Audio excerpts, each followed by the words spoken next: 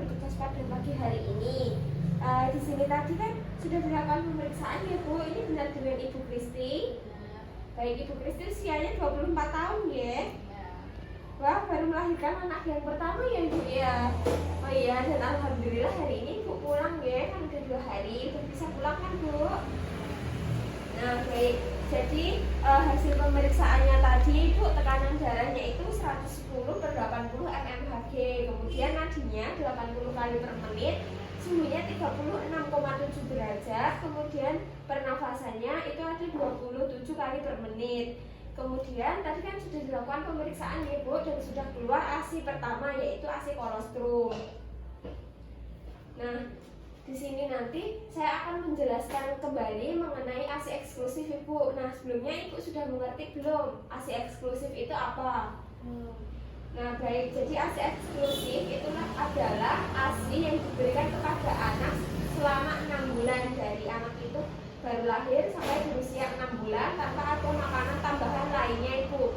Jadi tidak diberikan makanan-makanan lain seperti air putih seperti itu Bu. Jadi tidak boleh, hanya ASI saja. Dan kalau bisa susu formula itu jangan diberikan dulu Ibu, gitu. Yang selanjutnya itu adalah manfaat dari pemberian ASI eksklusif Ibu. Nah, manfaatnya itu yang pertama bisa sebagai nutrisi untuk anak, itu adalah manfaat yang utama dan paling utama untuk bayi Ibu. Kemudian bisa menambah daya tahan tubuh, meningkatkan kecerdasan anak, dan juga menghemat biaya Ibu. Kan kalau diberi ASI saja itu tidak perlu membeli susu formula seperti itu. Kemudian bisa menciptakan generasi penerus bangsa yang bagus Ibu, karena dengan adanya pemberian ASI secara eksklusif itu tadi, anak akan sehat dan juga kecerdasannya akan meningkat Bu. Yang selanjutnya itu ada zat-zat yang ada di dalam ASI Bu. Yang pertama ada faktor bifidus. Faktor bifidus ini ASI mengandung bakteri yang baik. Jadi ASI ini bisa melawan penyakit-penyakit yang ada di dalam tubuh bayi Ibu. Kalau ASI ini diberikan secara rutin, nanti bayinya juga jarang terkena penyakit seperti itu Bu biasanya. Kemudian ada kandungan laktoferin. Ini mengikat zat besi dalam hati sehingga zat besi tidak digunakan oleh bakteri patogen untuk pertumbuhannya Bu. Kemudian ASI ini juga bisa sebagai anti alergi. Nah, jadi kan bayi itu masih rentan ya Bu. Kalau diberikan ASI terus itu kan bayi aman, tidak terkena alergi. Kadang kalau diberikan susu formula itu bayi bisa terkena alergi karena tidak cocok dengan kandungan susu formula tersebut Ibu, begitu. Kemudian yang selanjutnya saya akan memberitahu mengenai jenis-jenis ASI Bu. Jadi jenis ASI yang pertama itu ada ASI kolostrum. ASI kolostrum itu adalah ASI yang keluar biasanya dari hari pertama sampai hari ketiga Bu. Kemudian ASI kolostrum ini berwarna kekuning-kuningan, kemudian kental, agak sedikit menggumpal gitu Bu. Jadi warnanya enggak putih kayak air susu-susu biasa itu loh Bu. Nah, ASI kolostrum ini manfaatnya sangat baik Ibu. Bahkan ASI kolostrum ini adalah ASI yang paling baik gitu. Nah, yang kedua ini ada air susu masa peralihan Ibu. Nah, air susu ini adalah masa peralihan dari air susu kolostrum hingga menjadi ASI yang matur. Kemudian keluar dari hari keempat sampai hari ke-10 Ibu biasanya. Kemudian kadar proteinnya ini lebih rendah dibandingkan ASI kolostrum. Sedangkan karbohidrat dan juga lemaknya ini semakin tinggi dan juga volumenya semakin meningkat Ibu. Yang ketiga ini ada air susu matur. Nah, air susu matur ini keluar pada hari ke-10 dan seterusnya Bu. Kemudian cairan ini biasanya sudah berwarna putih seperti susu-susu formula Ibu.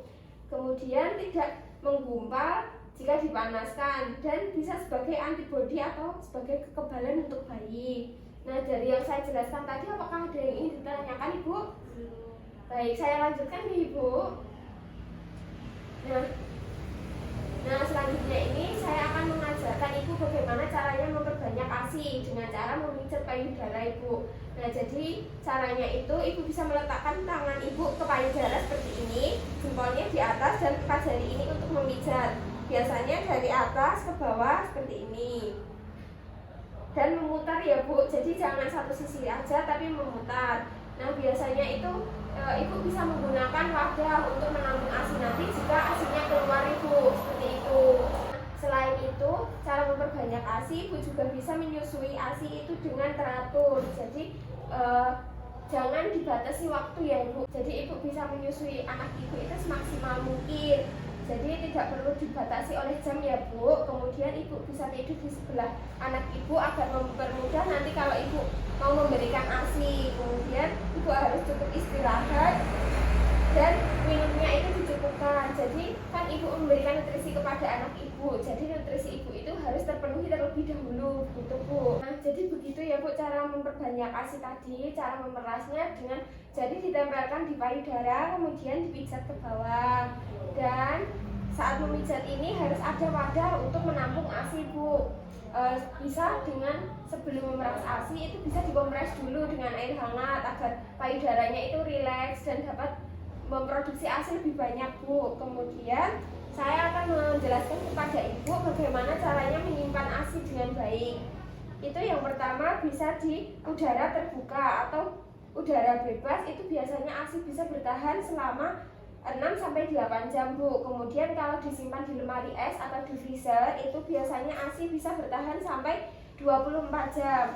Nah, kalau disimpan di lemari pendingin atau freezer itu atau ASINya dibukukan itu bisa bertahan sampai 6 bulan Bu ASI itu. Nah, yang selanjutnya ASI yang telah didinginkan itu tidak boleh direbus Bu kalau mau dikasihkan ke anak. Jadi sebelum ASINya dikasihkan ke anak itu harus ditaruh di suhu ruang dulu biar ASINya mencair. Kalau enggak Ibu bisa dengan menaruhnya di wadah yang berisi air hangat, kemudian botol susu yang berisi ASI tersebut.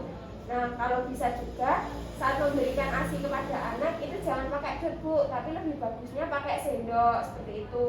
Nah, di sini Ibu itu ibu rumah tangga atau bekerja ya Bu? Bekerja. Oh, bekerja Bu. Oh, baik. Nah, kan Ibu ini bekerja, caranya memberikan ASI eksklusif biar sampai selama 6 bulan.